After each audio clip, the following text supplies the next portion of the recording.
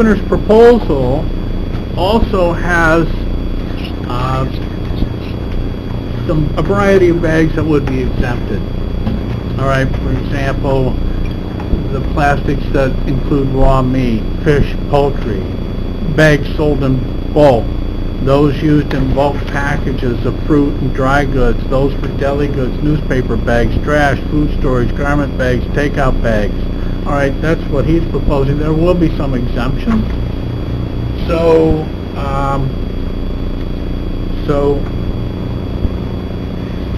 this committee, if it is inclined to do anything with plastic bags, the single-use type, I think needs to consider everything. Also,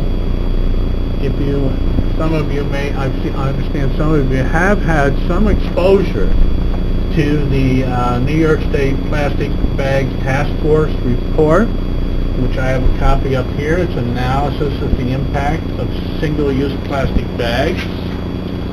I think you'll find that an interesting read, probably not as interesting as the National Geographic's, but nonetheless important. All right, so Claudia would like her proposal, if it passes this committee, to be brought before the Board of Supervisors.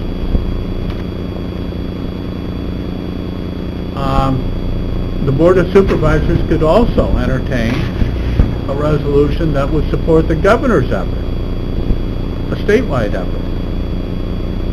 All right. Any discussion?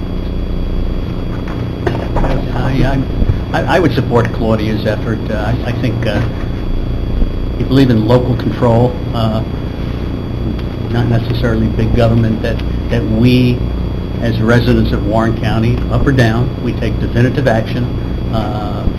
Buy it, don't buy it, but Claudia spent a lot of work on this, and I think we ought to just vote on it and take some action or don't take some action. Okay, yes. Mr. Chairman, thanks. I think I'm looking for a little clarification in terms of the risks of us doing a local law versus taking no action and waiting for the state. My perception is that I prefer that we take some action. The way Supervisor Bramer set it up, I read her proposed local law, said it would be superseded by the state law if the state law ever gets passed. But I'm curious, are there any drawbacks for us to create our own local law? I'm new to this, as many of you guys know, so I'm just curious. We were asked, Mary and I, the last time this came up in the Environmental Committee, to do an evaluation of that based on the initial draft, and Claudia has made some changes to clarify which stores are covered stores. For instance, you have pharmacies that have grocery sections, so those would be covered.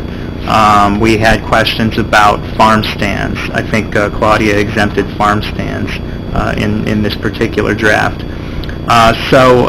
You also have places like Walmart that do have grocery sections that also sell other goods that would be included in this. And then there's the question of, well, does that mean that they can't have plastic bags for their entire store? And I believe that Claudia's answer to that question, not to speak to her, she's not here, but to represent our conversations, her feeling was that yes, you would, in a situation like that, ban the plastic bags from the entire store. But this eventually gets down to enforcement. And the last time the committee discussed, the Environmental Committee discussed this issue, it was essentially left with the chairman of the board or his designee. We've since spoken with Herb, our director of our sealer, Weights and Measures. Herb really would be, because he has the instrument that is able to measure the thickness of plastic bags, which is specified in this law. I can't remember how many mils it is, but 2.25 mils. Herb does have that equipment. Herb does visit these sites at least once a year for the purposes of checking their scales and checking up on consumer complaints. So he is in these locations. in the course of his normal business, he, is very capable of taking a look and seeing if there are plastic bags at the checkouts. The issue becomes the enforcement of violations. So if Herb is in there to check the scales in a grocery store and sees that they have plastic bags, he can issue a notice of violation. They essentially get one chance to correct it. The current iteration of this law gives them 2 weeks. We're talking about a universe here of about 100 different stores. Claudia, I think, wisely limited the covered stores to the stores that are currently regulated by weights and measures, just as a practical matter of being able to do this. And when we look at that list, it's about 100. They include drugstores. They do not include farm stands. They include delis. They include gas stations. They include places like Stewart's. Includes the grocery stores that I mentioned. We have a list of a preliminary list by town of all of these stores that would potentially be affected. If we are going to have the weights and measures staff enforce this, again, they're in these stores once a year at least anyway. They're capable of doing that initial notice of violation. The question becomes the follow-ups. Are we going to ask them to go back there in 2 weeks and follow up? And then if the situation is not rectified, are we going to ask them to go back each day beyond that 2 weeks has expired? That's sort of the way this law is written. Herb is here. His department is himself at full-time, and he has a part-time employee. They're out there all the time trying to, and we've hired the part-time employee as a result of an audit by the state comptroller suggesting that we do more types of inspections than we had been doing in the past. So there does come a point in time where we would have to use some discretion here. We would have to acknowledge what our resources are to enforce this law and how realistic it is to go back to get a second violation and to charge the fine. Now, once the fine is charged, if we could do a notice of second violation, $500 fine. Collection is the next issue that we would have to consider. Maybe people pay us, maybe they don't. If they don't, we now have the county attorney taking businesses to small claims court. The question becomes, is that a good use of the staff time in the county attorney's office? So without rendering opinion on any of these issues, we talked to Claudia, let her know that these were the administrative issues that we saw. She made some changes in the law which are reflected in front of you. And these are the items that need to be weighed in evaluating this as to whether it makes sense to go on our own or to wait for the state. Just as a reminder, April 24th of 2017, they had Mrs. Gulop say that she supports the idea, but she'd rather see it statewide so that it applies to everybody and not just one locality. And even Stephen Aquario, president of the New York State Association of Counties, said, listen, you really want to support the statewide effort.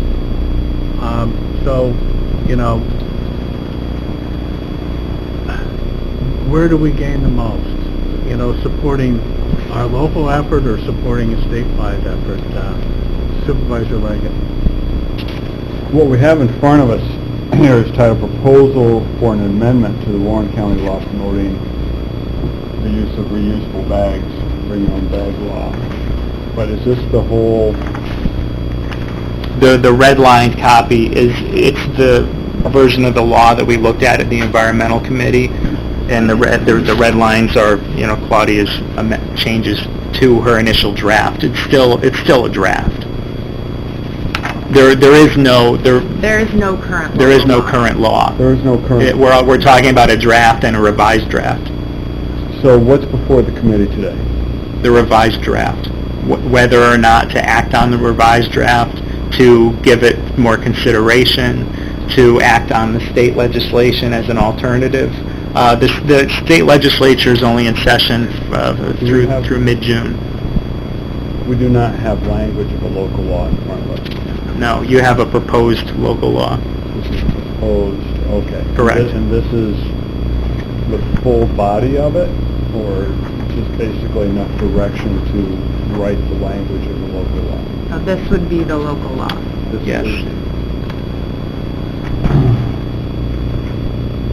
Yes, Supervisor McGinn. I would argue, John, that the local initiative creates a motivating environment for the governor's bill, that you do create a minor amount of urgency, since we now have a county who has actually taken definitive actual action, and that puts up a red flag as notice to the rest of the world in the state of New York, and says to the governor, okay, someone else, so we motivate to get to a point where the governor's bill is ultimately passed, okay? So that would be my argument. My concern is that we get shot down again. There was something like this with a lot more milk toast was shot down by the board. I don't know if Claudia has enough votes on the Board of Supervisors to get this passed. Now, in contrast, what the governor's proposing, I think would receive a statewide initiative. I think that would receive more support in the Board of Supervisors and make a stronger statement. But that's me. Yes. I support her law as written. The only thing I am concerned about is it bulletproof, that somebody's not going to say, why me, why not you, and come back and create a lawsuit. And that's the only thing I said. I can support what she's trying to do, but I'm just concerned that did we capture everybody?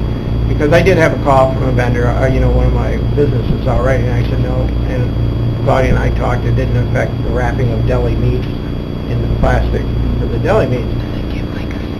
But I said to her, we got to be careful, because are we missing anybody? So if we're going to go after the big guys or the 150, is there somebody who's going to slip through the cracks that we didn't capture? That's the only thing I'm worried about, being hauled into court because somebody got away with something and we missed. Other than that, I support what she's trying to do. I would actually like to hear from her, if he doesn't mind putting in his 2 cents. No, I don't mind. As a matter of fact, I woke up at 3 o'clock this morning and I said, what's wrong? And I said, I'm dreaming about plastic bags. There's a couple things in the law as it's written that need to be further clarified. There are loopholes. And real quickly, I'll just go through it. Number one, it specifically says that the Director of Weights and Measures is the enforcement officer. I'd rather see, because it may come to a point where and if the state law doesn't go through, it may come to a point where I simply won't be able to.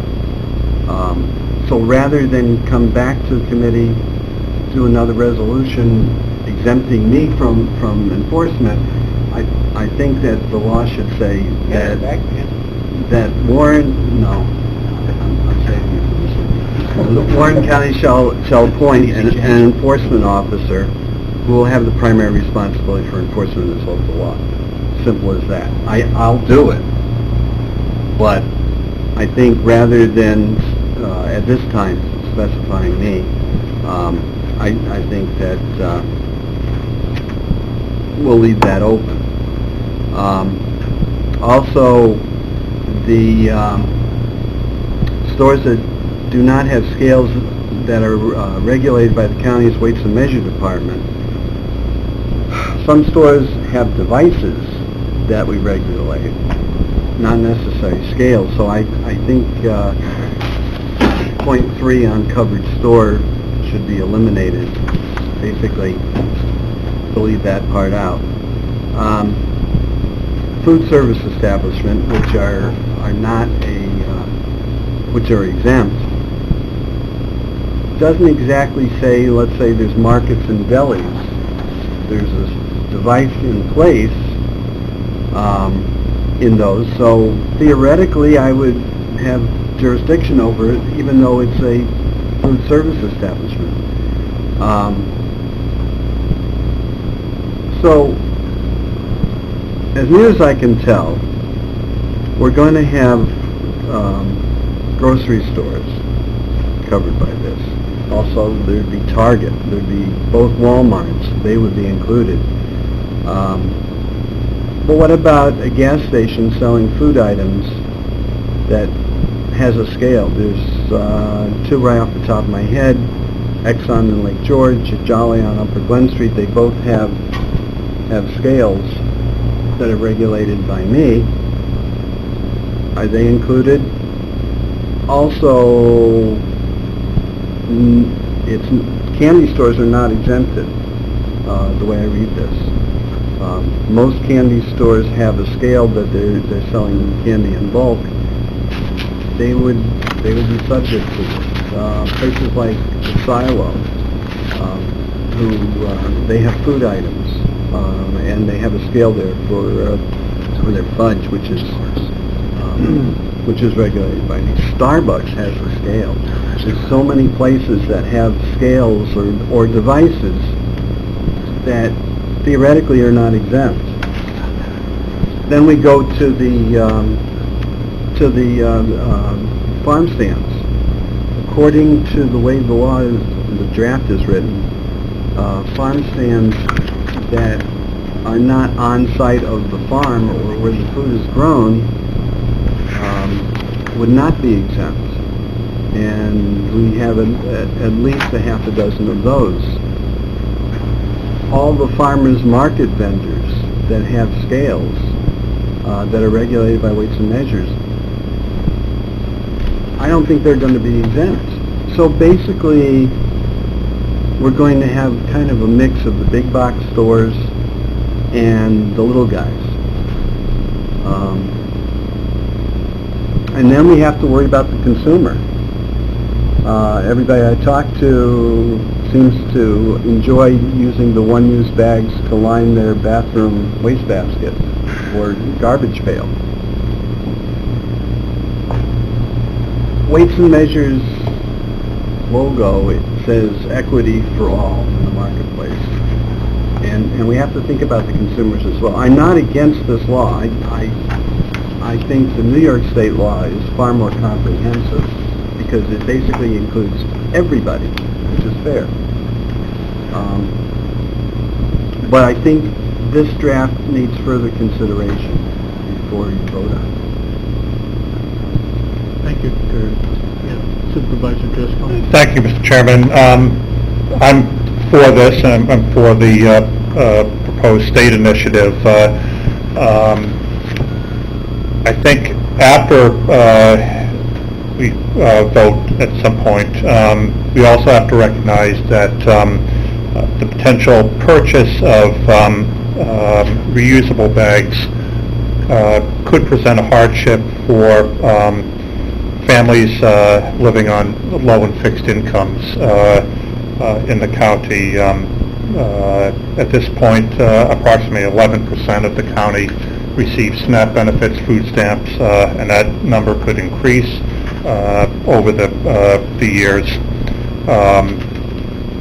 It is a hardship if you're paying $2 to $5 for the purchase of a reusable bag, and we need to, I guess, recognize that going down the road.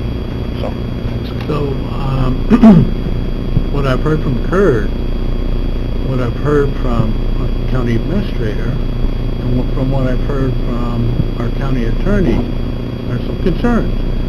And Mary hasn't really had a chance, she's been busy with a lot of other things, to review Claudia's thing to see in her mind if there's any red flags. So, the begs the question, based on what we've heard from our administrator, Kurt, and Mary's has had a chance to review it, is that proposal by Claudia Bramer, as much as I admire what she's trying to do, is it ripe yet for us to send forward? Yes. As Supervisor Wild has brought up before, the idea of unintended consequences, and as the Director of Weights and Measures brought up, is that as as Phil written, there is a bandwidth there where there would be unintended consequences, where it would not be fair for all. And I think around the table here on the committee, we support the concept of the ban on single-use plastic bags, but perhaps it needs to have a little bit more work to it before we pass it on to the full board. The other question, and I agree, the other question is, would you support the governor's proposal? Yes, there's that comes into play as well. That was mentioned earlier here, as well as positioning the state to take action. That if counties take action, we see that Ulster County proposed to take action on their own, and that it could also, by adopting our own local law, could show a sign of support. All right, so what I'm going to propose... Mr. Chairman, thank you. I guess I'm a little frustrated at the speed of government. It seems like we've been talking about this for a few months and we're not much further along. And I'd like to see some kind of action, whether it's some type of resolution in support of the state,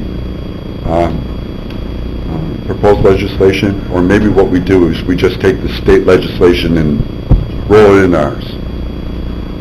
Well, if We're in there is support- support for the state legislation, then we can move ahead with that.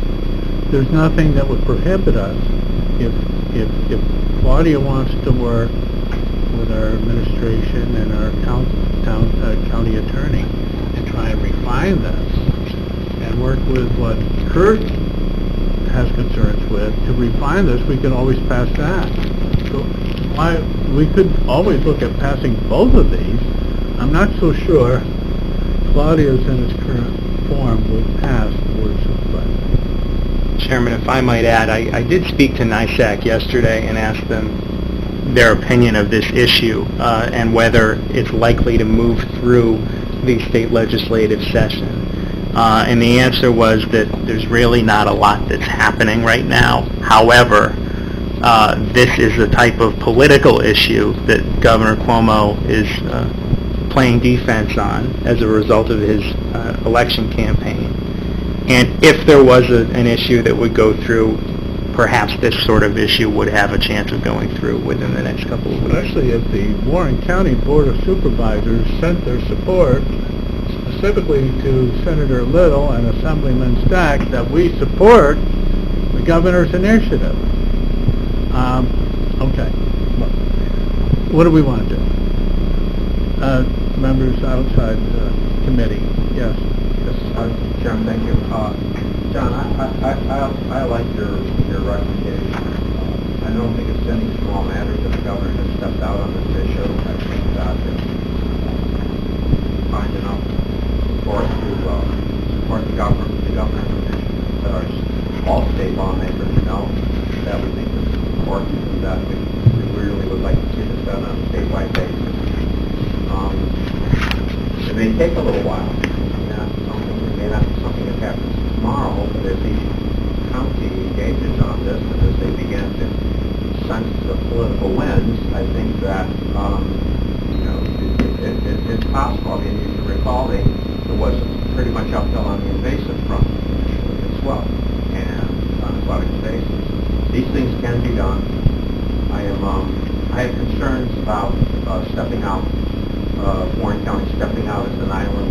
When I say that, it's not us that's stepping out. We're asking our business communities and the people that reside here and the people that visit here to comply with something, the implications of which we haven't fully vetted and understood. Many more questions. I much prefer a statewide approach if we can get behind that, but I'm not naive enough to I understand this can take some time. I much prefer that suggestion on your part than I do the stepping out as an individual county. I support Mr. Rose? Thank you, Chairman. I support what Chairman Connell was saying.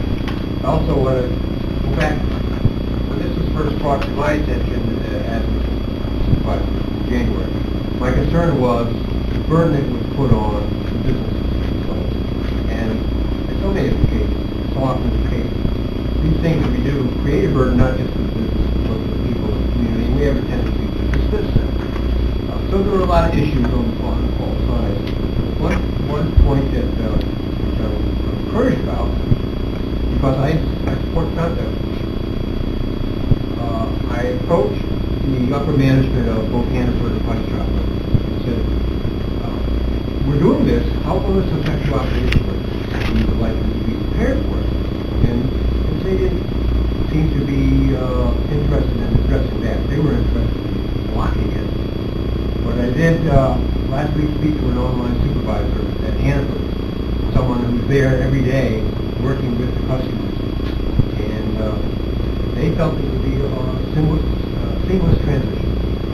He said, we'll use more reusable bags, we'll use paper, but if it happens on Friday, Monday morning, I don't think we're going to wake up and panic. Just adapt to this within days or less. So that they're not, it's not going to affect their business negatively as far as Okay, thank you.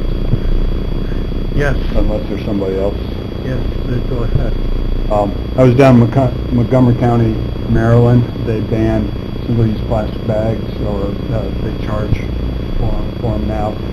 It's a very populated county. Everybody seems to be living and doing well. I'd like to put a motion on the floor that the Warren County Board of Supervisors support the state's act to amend the environmental conservation law in relation to prohibiting plastic carry-out bags. Governor's proposal. Is there a second? All right, there's a second by Supervisor McDivitt. A discussion. Go ahead. Typical American household takes home 60 plastic bags a month. These bags are used on average 12 minutes each. Less than 3% of these bags make it to recycling. The environment is our bread and butter here in Warren County, particularly. I hear all the arguments. I agree that we need to support the governor's initiative. But when is it our time to lead? I didn't run a campaign to follow. Okay, thank you. Yes, Supervisor. Just one last guy, I completely concur with Supervisor Hogan's comments. When are we going to lead? Let me just give you one example of a conversation I had a couple of weeks ago at the college graduation. When this plastic bag controversy came up, I read about biodegradable bags, plastic bags that don't create the problems that the plastic bags we currently have at our supermarkets. So that's the solution. The difficulty with the biodegradable bags is that they're probably, at this point in time, nationally are cost prohibitive. Okay, so but I'm at the college graduation, and I mentioned to a young lady there, I think she was either on the staff or a professor, and I said, look, I was interested in this, so I went ahead and I ordered 100 biodegradable bags from Amazon. And she says to me, oh my God, you can't do business with Amazon. And there's a limit to kind of where we go with this kind of perspective, okay? There's an environmental wing in the country that is really anti-Amazon, and I don't quite even understand that issue, okay? So I thought I was doing a reasonable thing by ordering 100 bags that are not going to end up in a landfill somewhere. But someone was saying, man, you shouldn't have ordered these from Amazon, So we just, so you can't make everyone happy, okay? I guess that's my point. And but again, I would concur with Supervisor Hogan. When are we going to leave? Okay. All right, well, currently there is a motion and a second on the floor to support the governor's legislative bill on the prohibition of plastic carry-out bags. Mr. Chairman, just one other question for Herb. Herb, I heard you mention that there were some issues with the bill that Supervisor Bramer put together, specifically about stores that were excluded. Is that something you could easily help put together to kind of refine that so that we aren't? Okay. So I guess as the outcome of that, what I'd like to do is support the resolution that was brought up to support the state law, but also move forward, hopefully, with some revisions to the local law and see if we can get something done by next month. Fair. All right, so we'll give Claudia a chance to work with administration and county council. In the meantime, we'll vote on support of the governor's initiative. Am I assuming that where would it go from legislative and rules committee? Would it go directly to the board of supervisors for support at the next meeting? Yes. All right, let's have a vote on the proposal before us. Those in favor say aye. Aye. Any nays? Motion passes. All right. To follow up though, the county level law, I think we could still proceed with that. It does need to be tightened up. And also, if there was there needs to be some sort of educational component that would need to come along with this as well. We have stakeholders involved, customers, so something along those lines. Just Sorry. point of order, even if we tried to do the local law, we still got to have a public hearing. So we're still a couple months from ever adopting a local law, and then that would be the time to get the public in with that, their views on it. But I would like to see, I agree with Supervisor Weil, we should let Claudia get a revision to us for the July, for our June agenda so we can read it over, because I do support what she's trying to do. Okay. Yeah, well, Still, it's going to require a public hearing. well, and like I said, National Geographic has a huge section of June's showing the damage that plastic is causing to our environment, and it really is scary. So we all agree we want to do something, and the immediate thing is we'll support the governor, what they're trying to do, and we'll give Claudia a chance to rewrite this, and maybe we'll bring this back up if Claudia's ready at our next month's Legislative Rules Committee meeting. And I'll work with her on that. Okay, thank you. The other thing, too, is, and I missed it, but Claudia's not here to speak to it, and it is her thing, is the FOIL law. So is it all right with the committee if we wait till next month where Claudia hopefully can make the committee meeting and to discuss that too? Supervisor Garrity? I just have one question. Yeah. The changes made to this, can somebody identify the changes? Are those the ones in italics, on the listing of who the records at? Is that where the changes were made?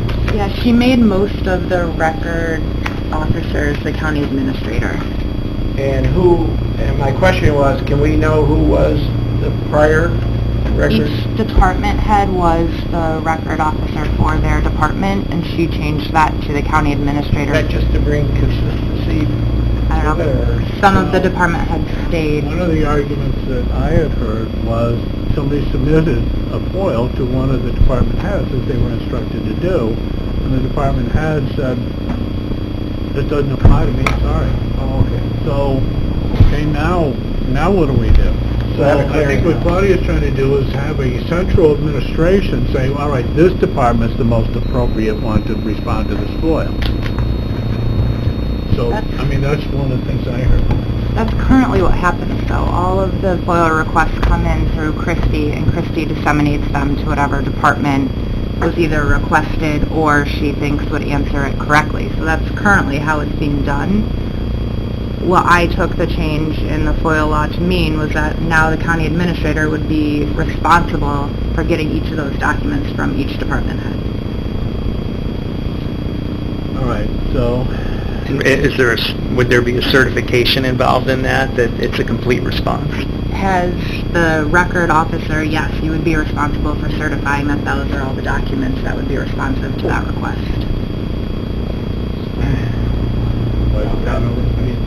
Thought needs to be given to that because it only from staffing perspective.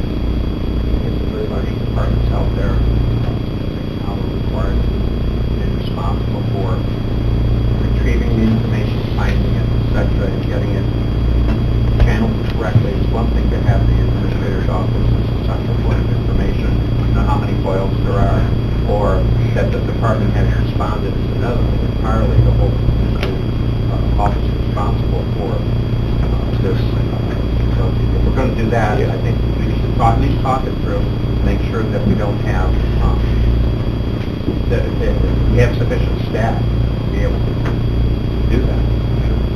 Otherwise, I'm concerned that we're going to, you got to create an additional cost to the county government, and the department's only going to have to retrieve the information anyway. So I think maybe it's the wording on that, or exactly how it says what it says, but I certainly don't object to the idea of there being a central point of information so that a supervisor, for example, could request information on FOIL and not have to run around the county looking for it. That I understand completely. It's quite a bit to take the gatekeeper responsibility away from the department has to make the gatekeeper the county administrator. Supervisor Connors? Just to follow on with what the chair was saying, I think the, I don't like the statement, I think the clerk of the board is also in conjunction with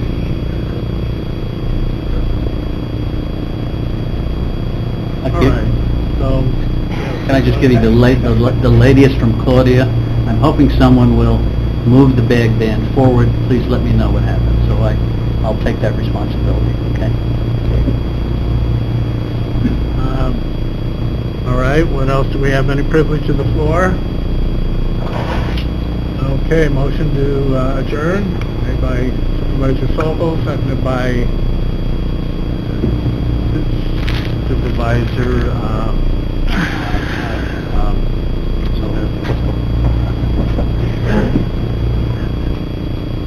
Driscoll. All those in favor say aye. Yeah. His team too. These meetings, So we need to set up Now it's different tracks.